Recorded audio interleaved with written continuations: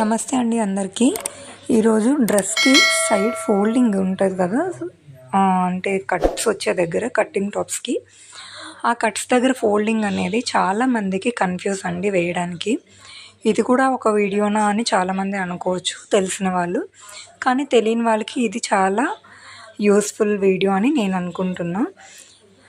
చూడండి, హ్యాండ్ దగ్గర నుంచి స్ట్రైట్గా ఒక స్టిచ్ హిప్ వరకు వేసుకొని హిప్ దగ్గర రఫ్ తీసుకోవాలండి. రఫ్ తీసుకొని మళ్ళీ స్ట్రైట్గా స్టిచ్ బ్యాక్ సైడ్ మళ్ళీ హ్యాండ్ వరకు వేసుకుంటే అక్కడ డబల్ స్టిచ్ అనేది వచ్చేస్తుంది. 2 స్టిచెస్ అనేవి సేమ్ బోత్ సైడ్స్ అలానే వేయాలి. ఇటు సైడ్ కూడా నేను సేమ్ అలానే వేస్తున్నా. చూడండి, హిప్ వరకు రావాలి. హిప్ వరకు వచ్చిన తర్వాత కాట్ ఉంది కదా, అక్కడికి వచ్చిన తర్వాత మళ్ళీ సేమ్ పైకి స్టిచ్ అనేది తీసుకున్న తర్వాత అప్పుడు కట్స్ అనేవి మనం వేరేగా పెట్టుకోవాల్సి ఉంటుందండి. చూడండి, ఇప్పుడు చూపిస్తాను క్లియర్గా. బ్యాక్ సైడ్ నుంచి అనేది పెట్టుకోవాలండి టక్స్ అవి ఫోల్డింగ్ అనేది ఎప్పుడు కూడా. చూడండి, నేను చూపిస్తున్న విధంగా అలా ఫోల్డింగ్ అయితే కొంచెం కొంచెం క్లాత్ని ఫోల్డ్ చేస్తూ, క్లాత్ని టైట్గా లాగారంటే ఫోల్డింగ్ వచ్చేస్తుంది.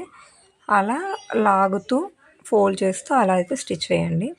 ఆ హిప్ దగ్గరకు వచ్చేసరికి చూడండి, అలా నీడిల్ని లోపలుంచి పాదం ఎత్తేసి అక్కడ రఫ్ తీసుకోవాలన్నమాట. రఫ్ తీసుకొని సేమ్ ఇటు సైడ్ కూడా కొంచెం కొంచెం క్లాత్ని ఫోల్డ్ చేస్తూ ఎలా అయితే స్ట్రైట్గా స్టిచ్ అనేది వేసుకోవాలి.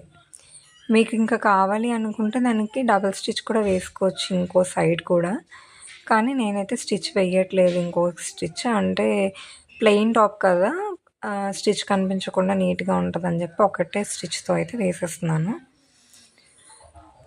ఇలా మొత్తం క్లాత్ అంతా కూడా సాగదీసేయకుండా ఫోల్డింగ్ కరెక్ట్గా చేసుకోండి. ఎక్స్ట్రా క్లాత్ అనేది వచ్చేస్తుంది. మీరు సాగదీస్తారంటే కార్నర్స్కి వచ్చేసరికి కొంచెం తోకల్లా వచ్చేస్తుంది అనమాట. అలా రాకుండా ఎక్కడ క్లాత్ని అక్కడ నిలబెడుతూ కొంచెం టైట్గా పట్టుకొని స్టిచ్ అనేది వేస్తే స్మూత్గా వస్తుంది, ఉగ్గులు రాకుండా. ఇలా చూడండి, అక్కడికి వచ్చేసరికి పాదం ఎత్తేటప్పుడు సూది మాత్రం లోపల ఉండాలండి. సూది లోపల పెట్టి పాదం ఎత్తేసి స్టిచ్ అనేది స్ట్రైట్గా అలా వేసుకోవాలి. అక్కడ రఫ్ మాత్రం ఖచ్చితంగా తీయాలి, తీస్తేనే స్ట్రాంగ్గా ఉంటుంది. చూడండి, అయిపోయింది కదా. కార్నర్కి వచ్చేసరికి 2 సైడ్లు ఒకసారి మెజర్ చేసుకోండి, లెంత్ సరిపోయిందా లేదా అని. ఎక్స్ట్రా క్లాత్ ఎంత వస్తే అంతా కూడా ఫోల్డింగ్ చేసేసుకోవాలి. చూసారు కదా ఎంత నీట్గా వచ్చాయి టక్స్ అనేవి. అలా బోత్ సైడ్స్ కూడా అదే విధంగా నీట్గా వేసేసుకోవడమేని. చూసారు కదా, కట్ వర్క్ టాప్ చాలా నీట్గా అయితే వచ్చింది.